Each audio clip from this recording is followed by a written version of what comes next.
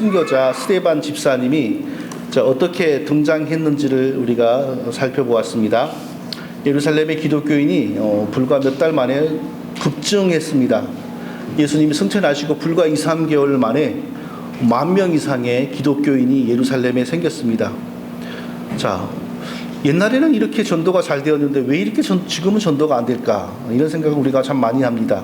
그래서 목회자들이 기도를 하지 않아서 이런 말도 하고 전체적으로 지금은 세상이 너무 재밌어서 이런 말도 하고 성도들이 금식을 하지 않아서 이런 말도 하고 여러 가지 말들이 있죠. 목회자들이 무능해서 이렇게 부흥이 안 될까요? 아니면 우리가 금식을 안 해서 이럴까요? 전혀 틀렸다라고는 할 수 없지요. 그러나 근본적인 대답은 아닙니다.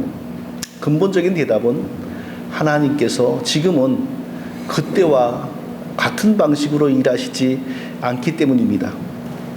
자, 이때 사도행전 시대, 초대교회 시대의 부흥의 가장 큰 동력원이 무엇이었냐 하면 기사와 이적이었습니다. 다르게 말하면 기적과 표적이었습니다. 하나님께서 사람들이 기독교에 대해서 관심을 가지지 않을 수 없는 일들을 하나님께서 일으키셨습니다. 자, 그게 바로 기사와 이적, 기적과 표적이죠. 하나님께서 그런 일을 일으켜서 사람들이 예수님을 안 믿을래야 안 믿을 수 없는 일을 하나님이 만드신 겁니다. 신약 성경에서 가장 먼저 나타나는 기사와 이적이 뭐냐면 바로 방언이었습니다. 예수님의 제자들은 대부분 이스라엘의 갈릴리 사람들입니다. 이스라엘의 갈릴리 하면 우리나라로 말하면 대략 조선시대의 해남, 전라도 해남, 함경도, 경흥, 강원도, 영월 같은 곳이라고 할 수 있습니다. 공통점이 뭐죠? 귀양살이 많이 간대. 귀양살이요. 이게 공부 많이 했으나 정부에 맞지 않은 사람들을 귀양 보낼 때 그런 데로 많이 보내지 않았습니까? 아주 낙후된 곳이죠. 이게 갈릴리 사람들이 외국에 가서 외국말을 공부한다거나 외국인을 만나볼 수 있는 가능성이 거의 없었습니다. 그런데 하나님께서 신약이 시작되는 바로 그날 이 제자들의 혀를 하나님이 직접 움직여가지고 한 번도 배운 적이 없는 외국말을 구사하게 하신 거예요. 근데 그 주변에 외국의 15개, 16개 나라에서 온 사람들이 있었거든요. 근데 그 사람들이 들으니까 정확하게 자기가 쓰는 말로 예수님의 십자가에 대해서 제자들이 설명을 하거든요. 이게 바로 기독교의 방언입니다. 얼마나 놀라겠어요. 그 사람들이. 아니, 갈릴리, 이스라엘의 촌구석의 사람들이 외국의 그 지중해 근처에 여러 나라의 말을 하는 겁니다. 한 번도 배운 적이 없는. 이게 바로 방언 은사인데 그 사람들이 놀라죠. 근데 그 말하는 내용을 들어보니까 전부 십자가에서 죽으신 예수님에 대해서 설명하는 내용입니다. 그러니까 깜짝 놀랐죠. 우리가 예수 그리스도를 십자가에 못 박아 죽였는데 정말 엉뚱한 일을 벌였구나. 하나님이 우리에게 보내신 구세주를 우리가 죽였구나라고 하는 사실을 두려움 가운데 깨달은 겁니다. 이렇게 되는데 누가 예수님 안 믿을 수 있습니까? 이날 3,000명이 예수님 믿고 하나님께로 돌아왔어요. 이런 방언의 이적 외에도 다른 여러 종류의 이적이 쏟아졌습니다. 지금도 하나님께서 이런 이적을 베푸실까? 늘 논쟁을 하죠. 지금도 하나님께서 이런 이적을 베푸실까? 만일 지금도 하나님께서 이런 종류의 이적을 베푸시고 일으키시면 지금은 언론과 인터넷이 발달해가지고 어느 대륙 어느 나라 어디에서 이런 일이 벌어졌다라고 소식이 쏟아질 것입니다. 근데 종종 어디에서 이런 이적이, 이런 부흥이 일어난다는 말이 들리긴 합니다. 그런데 조금만 시간이 지나가면 공통적으로 어떤 말이 들려오냐 하면 아니, 부흥이 일어났다는데 사람들이 이상해진다. 교회도 더 이상해진다. 옛날보다 차라리 못하다. 이런 말이 들려와요. 하나님께서 부흥을 일으키셨는데 아니, 성경의 부흥이처럼 사람들이 예수님을 바르게 잘 믿는 것이 아니고 사람들이 좀 이상해진다. 이런 말이 들려와요. 자, 성경의 사도행전의 부흥을 일으키신 그 하나님께서 지금도 바로 그와 같은 부흥을 일으키시면 사람들이 어떻게 변해야 되겠어요? 더 예수님을 바르게 잘 믿어야 되죠. 하나님 앞에서 더 자기의 그 더러움을 회개하고 더 진실하고 순결한 신앙과 삶을 살아야 되겠죠. 그리고 사도들처럼 제자들처럼 고난을 당할지라도 두려움 없이 더욱더 하나님께 충성을 다하고 그런 모습이 나타나야 되겠죠. 그런데 어느 날에는 혹 그런 놀라운 일이 벌어졌다라는 소문이 들리면 금세 몇 년 못 가서 어떤 얘기가 동시에 들려오냐 하면은, 그런데 사람들이 이상해진다. 꼭 무당같이 변한다. 또 하는 행동이 꼭 짐승 같다. 아니, 그리고 무슨 은혜 받았다는 사람들이 정말 하늘에 소망을 두고 사는 게 아니라 맨 이 땅에 성공, 돈, 이러고만 산다. 아니, 그리고 복음이 막 힘있게 증거돼서 안 믿는 사람들이 회개하고 돌아오는 게 아니라 기존에 교회 다니는 사람들만 열심을 내면서 이상하게 변해간다. 이런 말이 함께 들려와요. 그러니까 이게 하나님이 일으키신 진짜 기사와 이적이라고 볼 수가 없는 거죠. 하나님이 부흥을 주시기 위하여 기사와 이적을 일으키시면 반드시 어떤 일이 벌어지냐? 성경의 예수 그리스도를 성경대로 순결하게 믿는 일이 벌어집니다. 그리고 사람들이 온갖 죄악을 다 토하고 버리고 깨끗한 삶을 살기를 시작합니다. 그리고 무슨 어려움을 당할지라도 하나님을 사랑하고 하나님께 충성을 하기를 시작합니다. 뿐만이 아니라 이 땅의 명예와 성공의 인생의 목표를 두고 그것을 자랑하는 것이 아니라 이 땅에 잠시 지나가는 것 다 여기다 소망을 두지 않고 천국에다 소망을 두고 오직 천국에다가 인생의 초점을 맞추는 삶을 살기를 시작합니다. 이게 바로 진정하게 하나님이 주신 부흥이 만들어내는 열매지요. 그런데 이상하게 최근 수십 년, 최근 100년, 200년 동안 일어나는 부흥들을 보면 대부분이 사람들이 노래를 뜨겁게 한다. 사람들이 열심히 모이기를 좋아한다. 그렇지만 정말 성경대로 예수 믿는 사람은 많이 탄생하지 않는다. 이런 말들이 참 많았습니다. 물론 하나님께서 지금 우리에게 기사와 이적을 베푸실 수 있는 가능성은 언제든지 열려 있습니다. 언제든지 얼마든지 할 수 있습니다. 그건 분명한 일입니다. 그러나 지금 마지막 때 가서 그런지 아니면 성경이 예언하기를 마지막 때에 내가 믿는 자를 보겠느냐 하신 것처럼 하나님께서 그런 진정한 은혜를 주시지 않으셔서 그런지 정말 참된 부흥을 보기가 어려워졌습니다. 곰곰이 생각해 봤습니다. 자주 생각해 봅니다. 왜 지금은 성경의 부흥과 같은 참된 부흥이 일어나지 않을까? 그것은 여전히 역시 답은 하나인 것 같습니다. 하나님께서 그런 기사와 이적을 일으키시지 않는 이유는 이미 교회가 이 땅에 세워졌기 때문입니다. 그리고 이미 하나님의 말씀이 우리에게 완전하게 주어졌기 때문입니다.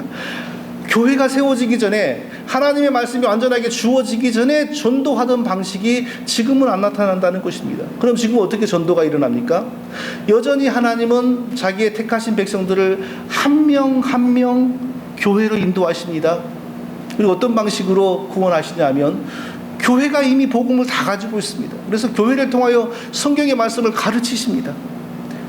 성경의 말씀을 전할 때 성령께서 그 사람 마음을 여시고 그 사람에게 깨우치심을 주십니다. 그래서 한 사람 한 사람 말씀을 통하여 하나님께로 돌아오고 하나님 백성이 되어가고 있는 것입니다. 바로 이 방식이지 결코 사도행전 시대처럼 신약의 초기처럼 놀라운 기사와 이적을 일으켜서 사람들이 막 벌떼처럼 몰려오게 되고 안 믿을래야 안 믿을 수 없는 그런 상황은 하나님께서 만드시지 않는다라는 결론을 내리지 않을 수가 없었습니다. 자, 사도행전에 이와 같은 놀라운 기사와 이적의 부흥이 일어났는데 꼭 사도들만이 그런 부흥을 일으키는 도구는 아니었습니다. 사도가 아닌 사람들도 그런 기사와 이적을 많이 일으키면서 하나님의 교회를 부흥시켰습니다. 대표적인 사람이 바로 오늘 본문의 스데반 집사입니다. 스데반 집사도 기사와 이적을 일으키는 특별한 사람이었습니다. 그러면서 동시에 하나님의 말씀을 얼마나 잘 전했는지 모릅니다. 사도들 못지않게 하나님의 말씀을 잘 전했어요. 특별한 분이죠. 집사님인데 말씀이 사도들 못지 않았어요. 그리고 이 스데반 집사를 통하여 자세하게 나오진 않았지만 엄청난 기사와 이적이 일어났습니다. 그러니까 사람들이 막 몰려들었어요, 교회로.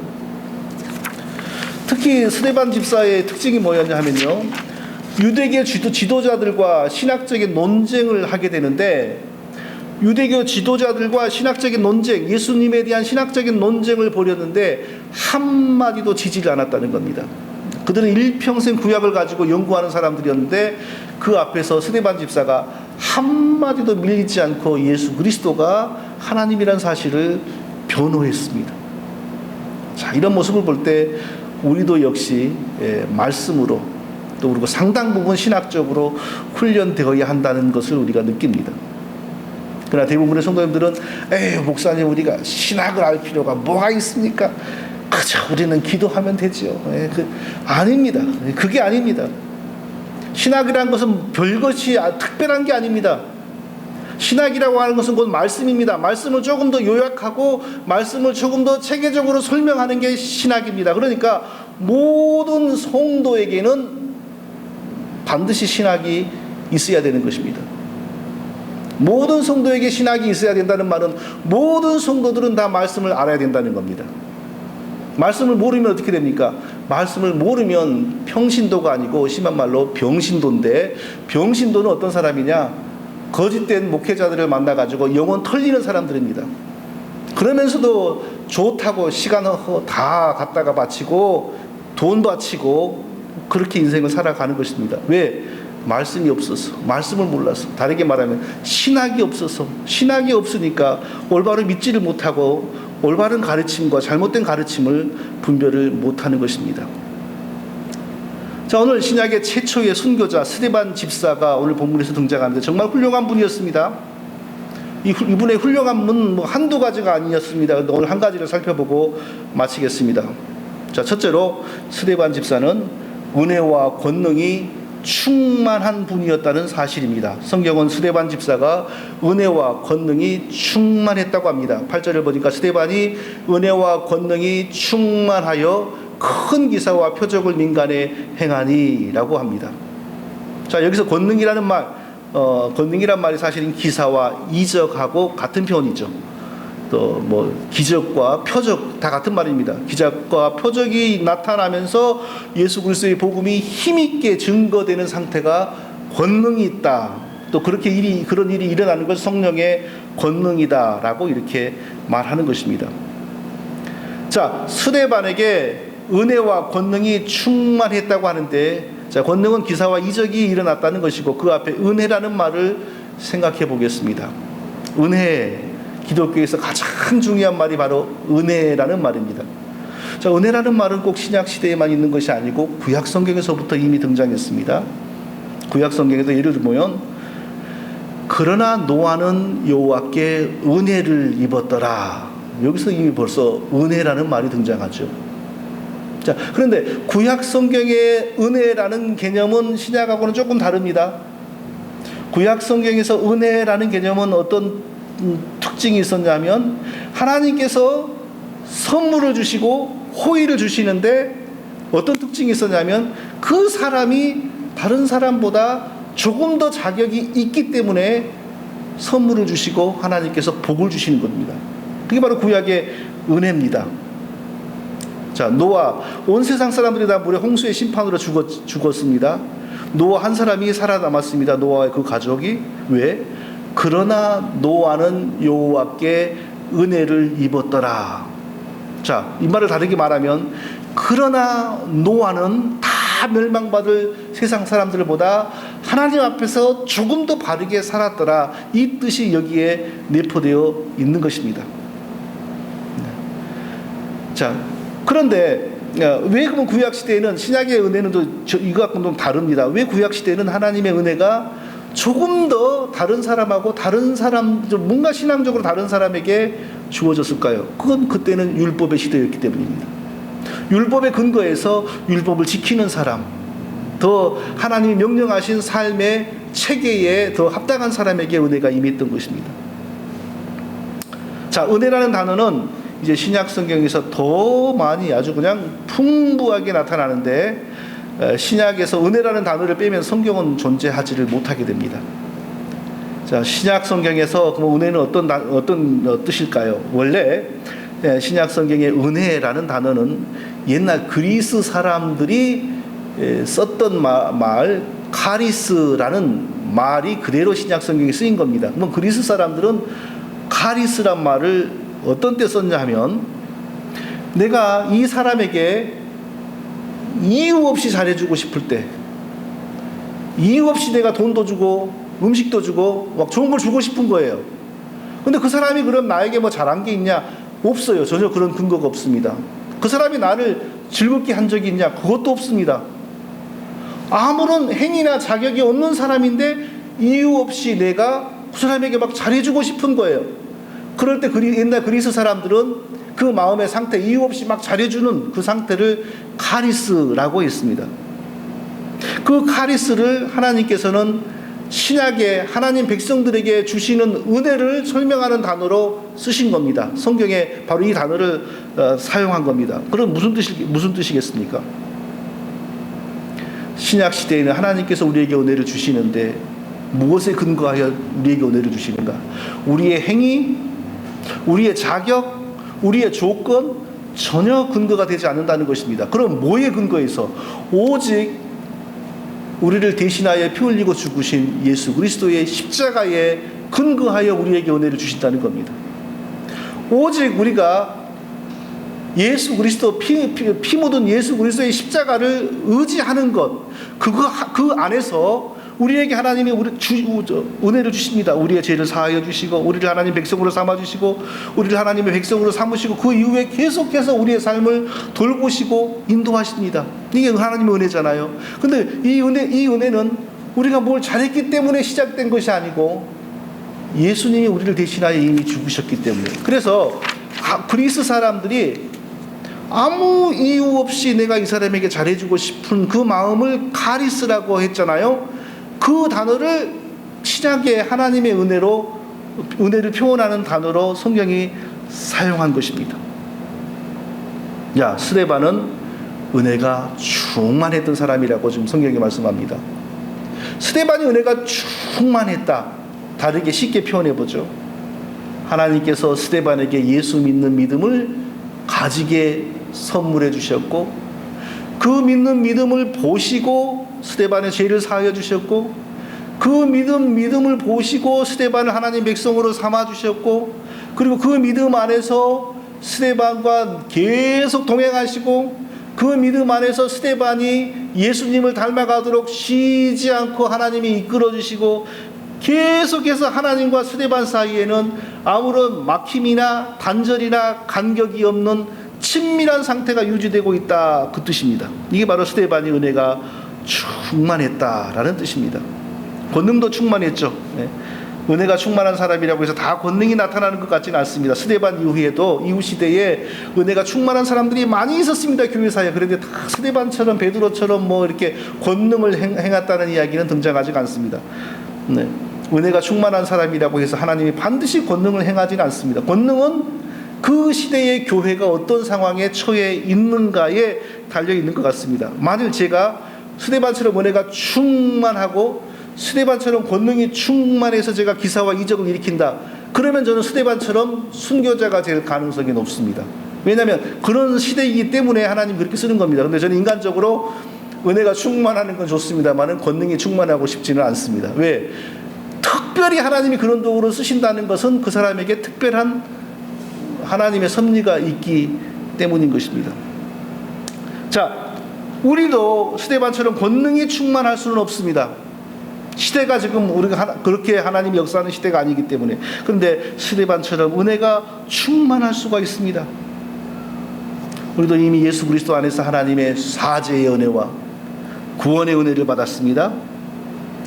그리고 예수 그리스도를 믿는 믿음 안에서 하나님이 우리를 자기 백성으로 삼으시고 끝까지 우리를 돌보시고 언제든지 우리를 놓지 아니하시고 우리를 이끌어가고 계십니다. 은혜를 입었습니다. 근데 우리가 과연 스데반처럼 은혜가 충만한가? 그건 우리가 어떻게 알 수 있겠습니까? 계속해서 예수 그리스도의 은혜 안에서 하나님이 원하시는 삶을 발전시키고 있으면 우리는 은혜가 충만한 것입니다. 그런데 실질적으로 우리가 어떤 죄에 잡혀 있을 수 있습니다. 물론 그렇다고 해서 우리가 하나님 백성에서 떨어져 나가는 것 아니에요. 구원이 떨어져 나가는 것 아닙니다. 그러나 실질적으로 우리가 어떤 죄의 발목이 잡혀 있는 상황에서도 하나님 믿을 수 있습니다. 그러면 은혜가 충만하지를 못한 것입니다. 계속해서 예수님을 닮아가면서 우리의 삶과 우리의 성품이 변해가야 됩니다. 성장해 가야 됩니다. 그런데 성장이 일어나지 않을 수 있어요. 구원을 받았는데 하나님 백성이긴 한데 이 성장이 일어나지 않을 수 있습니다. 그 상황은 은혜가 충만한 상황이 아닌 것입니다. 스데반의 은혜가 얼마나 충만했냐면요, 유대교 사람들이 스데반을 죽이려고 공회를 끌고 갔습니다. 이 공회는 바로 예수님에게 종교적인 사형을 선고한 바로 그 공회입니다. 다 죽이고 싶은 이제 각본이 짜여져 있죠. 그런데 증인이 필요했습니다. 스데반이 이렇게 구약의 하나님에 대해서 이단적인 것을 가리키는 걸 내가 들었습니다라고 이제 거짓 증거를 서는 몇 사람이 등장해서 거짓 증거를 섰습니다. 이제 다 이제 죽일 준비가 다 이루어져 가는 거죠. 그리고 사형을 선고해요. 그때 사람들이 공회에 뭐 수십 명이 모였는지 아니면 한 100명, 200명이 모였는지 모르겠지만 유대교 지도자들이 다 모여 있는 거죠. 그 사람들 스데반의 얼굴을 이렇게 봤습니다. 스데반이 얼굴이 그때 어땠냐면요, 공회 중에 앉은 사람들이 다 스데반을 주목하여 보니 그 얼굴이 천사의 얼굴과 같더라. 죽기 위하여 끌려와서 다 짜여진 재판을 받고 이제 곧 돌에 맞아 죽을 텐데, 유대인들의 이 돌로 쳐 죽이는 사형이라고 하는 것은 주로 뭐냐, 무당짓을 했다거나 구약의 하나님을 모욕한 이단이라고 판정된 사람을 향하여 돌로 쳐 죽이는데, 우리 한국식으로 뭐 돌을 요만한 것을 이렇게 던지는 게 아닙니다. 귀양살이 가는 죄인에게 막 사람들이 돌을 던지잖아요. 그러면 이만 맞고 막 피가 흐르고 그러잖아요. 그런 정도가 아니에요. 아예 사람을 처형하기 위한 목적으로 돌을 던지는 겁니다. 그러니까 돌의 사이즈가 보통 어린아이의 머리만 하는 거예요. 그러니까 돌을 한 손으로 이렇게 던지는 게 아니라 대부분 두 손으로 이렇게 돌을 이렇게 치는 겁니다. 자, 그런 죽음을 당할 거라는 걸 스데반도 다 지금 예상하고 있습니다. 그런데 스데반의 얼굴이 천사의 얼굴과 같았다고 성경이 지금 말씀하고 있습니다. 그를 죽이는 다수의 사람들이 그의 얼굴을 보니까 천사의 얼굴과 같이 하고 있는 거예요. 그러니까 벌써 거기서 죽이는 사람들이 불의하고 죽임을 당하는 사람이 의롭다는 게 여기서 이렇게 드러나고 있는 거죠. 왜 스데반의 얼굴은 천사의 얼굴과 같았을까? 제가 두 가지로 해석이 되었습니다. 첫째로는 지금 이 순간 하나님께서 스데반과 함께하고 그 마음을 설명할 수 없을 평화로 가득 채워주시니까 곧 죽을 것이지만 기쁜 겁니다. 그러니까 얼굴이 천사의 얼굴처럼 평안했습니다. 최근에 우리가 버려진 왕 이스라엘의 사울 왕에 대해서도 살펴봤는데, 사울 왕은 왕이었지만 이미 버려졌지 않습니까? 그러니까 어떻게 됩니까? 날이 갈수록 불안하죠. 계속 마음이 불안하죠. 특히 악신이 임할 때는 더 불안하고 초조하죠. 그러니까 하나님께서는 자기에게 위로를 주시지 않았어요. 그러니까 어떡합니까? 자기가 추방해버린 무당을 찾아가서 왕이 아닌 것처럼 변장을 하고 상담을 하지 않습니까?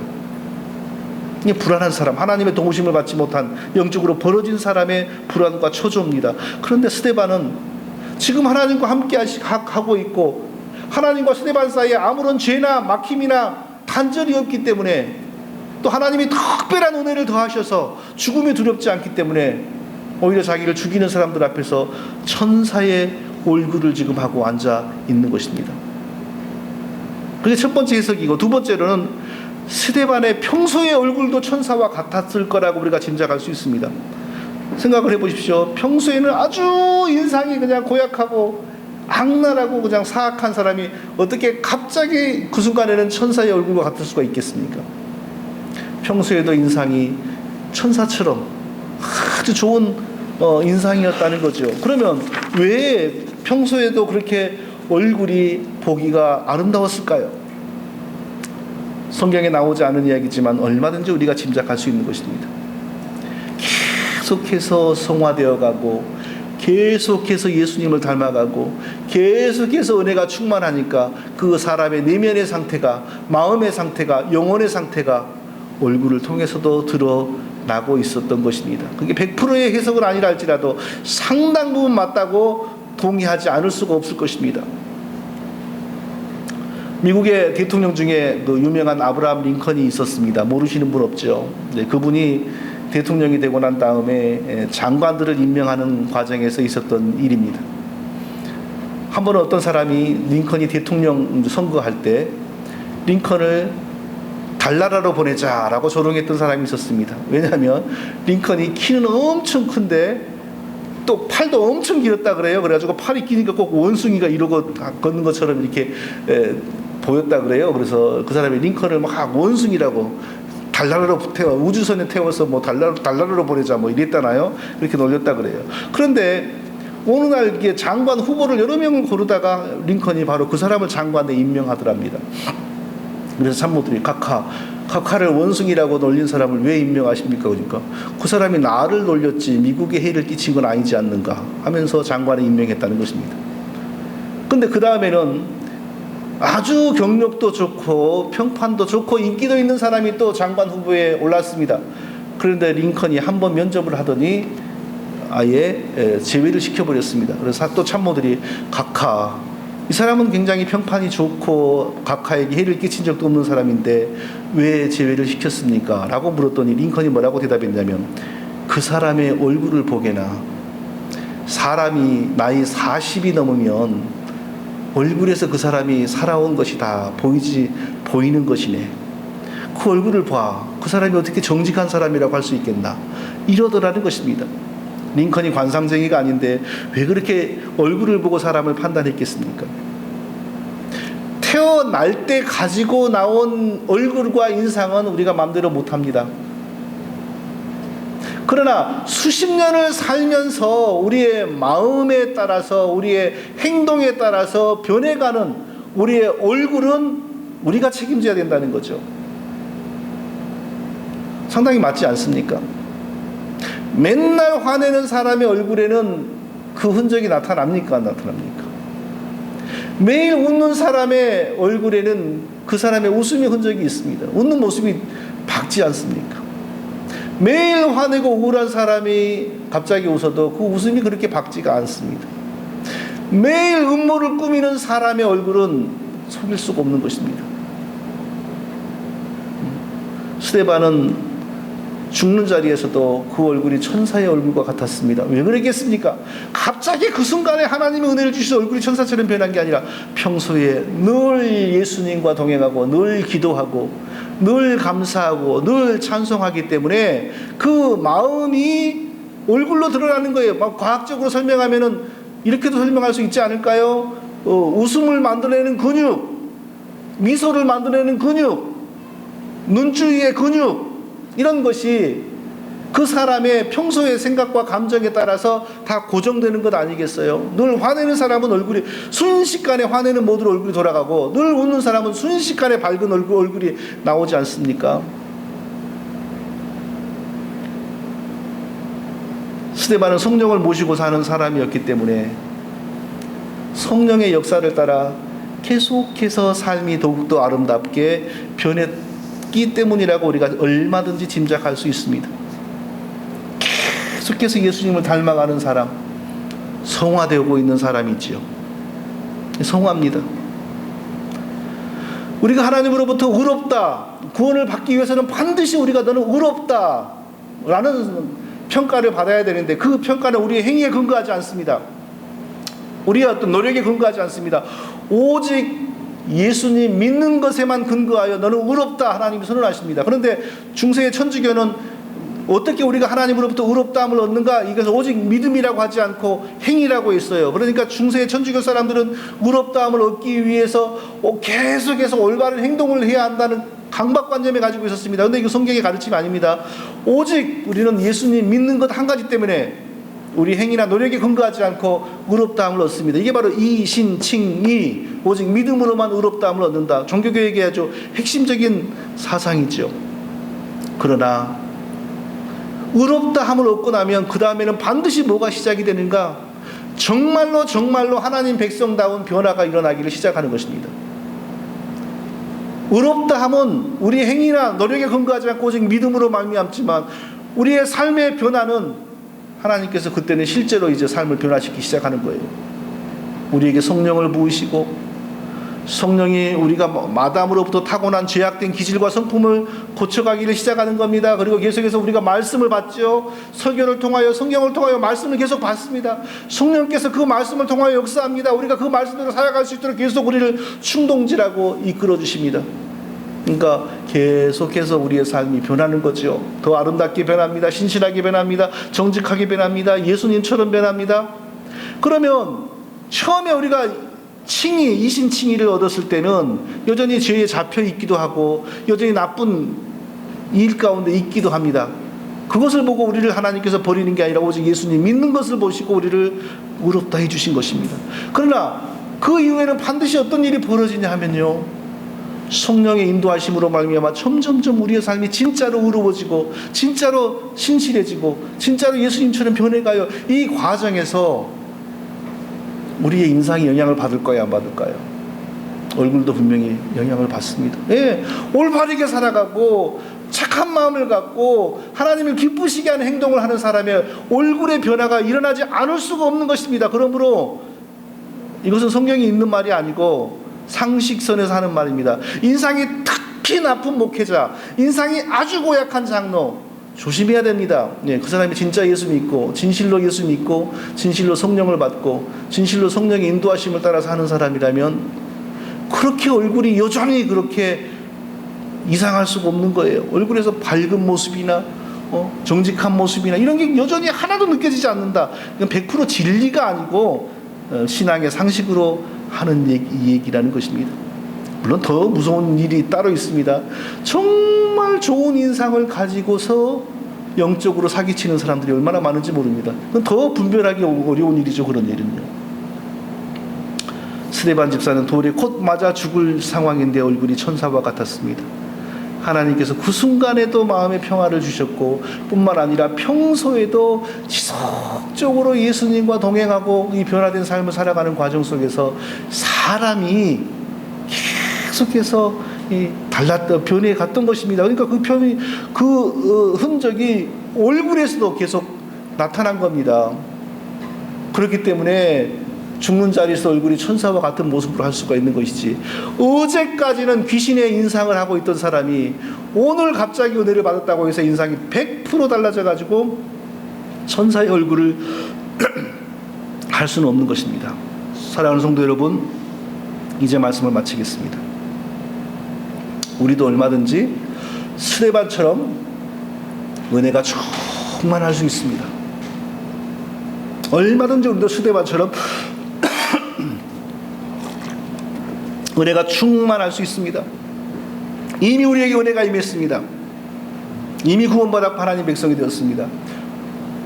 하나님 백성으로 얼마나 아름답게 살아가는가 지금부터 우리에게 달려있는 것입니다. 쉬지 않고 말씀에 우리 자신을 맡기고 늘 기도에 힘쓰고, 만약 우리도 모르게 범죄하면 시간을 끌지 말고 빨리 회개하고, 우리가 그런 생활을 열심히 노력함으로 말미암아 우리 안에 은혜가 충만해질 수 있습니다. 저와 우리 모두가 스데반처럼 은혜가 충만한 성도들이 되시기를 예수님의 이름으로 축원합니다.